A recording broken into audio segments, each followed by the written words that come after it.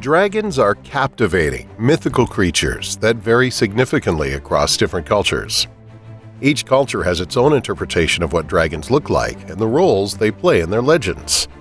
While today we often picture dragons as winged, fire-breathing beasts, this was not always the case.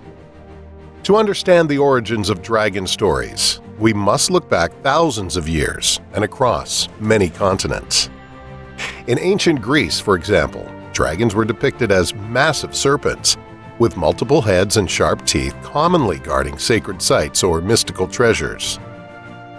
A well-known example from Greek mythology is the Colchian dragon, known for guarding the golden fleece in the tale of Jason and the Argonauts. Heracles, another legendary figure, encountered dragons like Ladon, who guarded golden apples in the garden of Hesperides and the Lernaean Hydra. The Hydra was known for its 9 heads and could grow 2 heads in place of one that was cut off, making it a formidable opponent. Greek mythology is rich with dragons, often linked to water, and seen as guardians or enforcers of divine will. However, not all these creatures fit the typical dragon mold. For example, Medea's chariot was pulled by flying serpents, showing the diversity in how dragons were viewed. Even more intriguing are creatures like the chimera, a mix of lion, goat, and serpent. This diversity shows how the concept of dragons has broadened and evolved over time.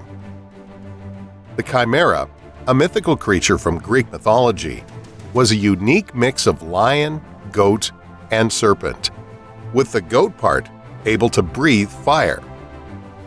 This feature heavily influenced the depiction of dragons in medieval stories like St. George and the Dragon. Inspired by ancient tales of heroes like Bellerophon who battled the chimera, medieval artists shaped their own dragon stories, blending old and new lore. In medieval Europe, dragons became iconic villains, a shift from their earlier roles as protectors.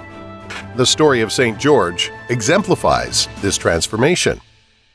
A dragon terrorizing a village demanded livestock and then humans as tribute. When the princess was offered as a sacrifice, St. George, a celebrated Christian knight, intervened. He subdued the dragon using the princess's girdle, led it back to the village, and promised to slay it if the villagers converted to Christianity. After they agreed, he killed the dragon, and a church was built on that spot where a spring believed to have healing properties emerged. This change in dragon stories from guardians to adversaries reflects how their portrayals have evolved over time, showing their versatility and enduring appeal in storytelling across cultures. How did the legend of St. George and the Dragon spread across Western Europe from the Roman Empire? It really gained traction during the Crusades. Many knights believe they fought alongside St. George in Jerusalem, which helped cement the legend as a popular tradition. The image of a saint or soldier slaying a dragon on horseback has been around since at least the 7th century. But the oldest image we have is from the 10th century, showing St. Theodore defeating a dragon, earning him the title Theodore the Dragon Slayer. Over time, this heroic figure shifted from St. Theodore to St. George, especially within religious contexts. In these stories, dragons weren't just monsters. They often represented the conflict between Christian and pagan values, with the dragons threatening Christian virtues. The knight defeating the dragon symbolized the victory of Christianity over paganism. Take the story of Margaret of Antioch, also known as Saint Marina, the Great Martyr. Born into a pagan family and raised by a Christian nurse, she faced severe persecution for refusing to renounce her faith for marriage. One night, Satan, appearing as a dragon, swallowed her whole.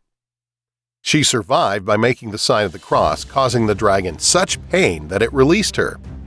Unfortunately, her story ends with her execution. Such stories, where dragons serve as symbols of evil and divine punishment, were common in religious narratives. Another example is Saint Marcellus, a bishop in Paris, who dealt with a dragon that had devoured a noblewoman. He tamed the dragon with a leash and exiled it from the village, ensuring it never returned. By the medieval period in Western Europe, the way dragons were depicted began to shift. Initially resembling the multi-headed serpents of Greek and Roman mythology, they started to look more like lizards or dinosaurs with 4 legs and bat-like wings. Some believe that these changes in medieval bestiaries were due to artists incorrectly adding legs and wings to serpentine bodies. The distinct image of 4-legged dragons didn't clearly emerge until the 15th century. In medieval Britain, dragons and wyverns, dragons with 2 legs, often appeared on crests and banners. For instance, the Welsh flag showcases a red dragon, which early Welsh manuscripts say represents the Britons fighting against an invading white dragon, symbolizing the Saxon invaders. One Norse myth involves Fafnir, starting with a dwarven king and his shape-shifting sons. This story delves into themes of greed and transformation, reflecting how versatile and enduring the dragon image is across European legends. Another tale features Otter, an excellent fisherman who could turn into an otter. One day, while fishing in otter form, he was mistakenly killed by Loki. Loki, unaware of his mistake, presented the catch to King Hreidmar as a hunting trophy. Recognizing their brother, Hreidmar and his sons captured Loki and demanded compensation from Odin for Otter's death. Odin tasked Loki with settling the debt. Loki knew of a giant pike that guarded a treasure in the same river where Otter had hidden his. He caught the pike, which turned back into the dwarf Andvari, and forced him to reveal his treasure behind a waterfall. This treasure included the magical ring Anvadinat, which Andvari claimed was the source of his wealth. Despite Andvari's pleas to leave the ring, Loki took it along with the rest of the treasure. Andvari then cursed the ring to bring misfortune to anyone who owned it. Loki returned the cursed treasure to Hreidmar as an apology for accidentally killing his son. However, the curse on the ring began wreaking havoc on the kingdom right away.